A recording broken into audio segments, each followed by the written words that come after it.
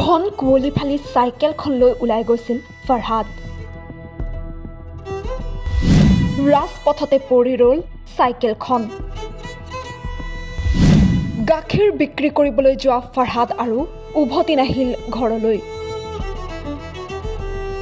ঘন কুঁৱলীৰ মাজত পাছফালৰ পৰা অহা এখন তীব্ৰবেগী ট্ৰেক্টৰে মহতিয়াই নিলে কণমানি ফৰহাদ আলীক। 10-12 বছৰীয়া এটা ল'ৰাই গাখীৰ বেচিবলৈ আহিছে।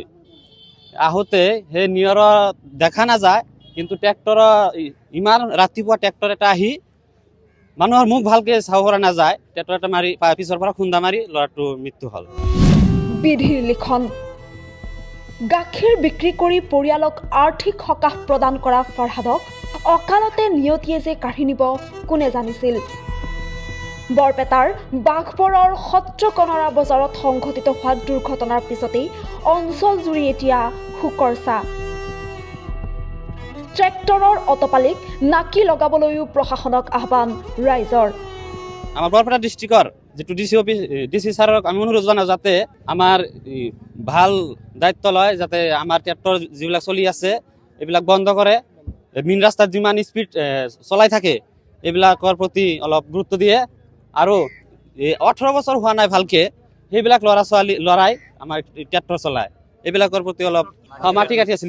সিফালে নদীৰ পাৰত শুনা পালোঁ খনন কাৰ্য চলি আছে, এইবিলাকৰ প্ৰতি অলপ গুৰুত্ব দিব বুলি আমি বৰপেটা জিলাৰ ডিচি ছাৰক অলপ অনুৰোধ জনাওঁ। ভয়ংকৰ দুৰ্ঘটনাত থিতাতে নিহত হোৱা ফৰহাদ আলীৰ পৰিয়ালটোক 10 লাখ টকাৰ ক্ষতিপূৰণৰ দাবী স্থানীয় ৰাইজৰ।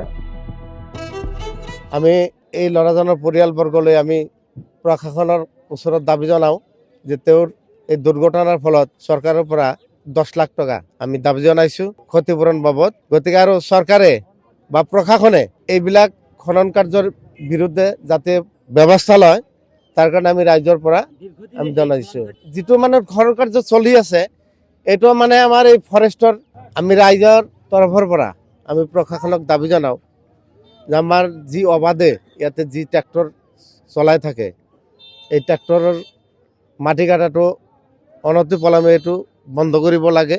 পিলপিলিবিলাকো ইয়াতে মানে মেইন ৰাস্তাতে সদায় জাম বান্ধি, মেইন ৰোডৰ কাষতে জাম বান্ধি থাকে। আজি ৰাতিপুৱা 6টা বজাতে ট্ৰেক্টৰৰ দি মাটি কাটা আৰম্ভ কৰিছে, যাৰ ফলত আজি এনেকুৱা এটা শোকাবহ দুৰ্ঘটনা হ'বলৈ বাধ্য হ'ল। Bureau report, time 8।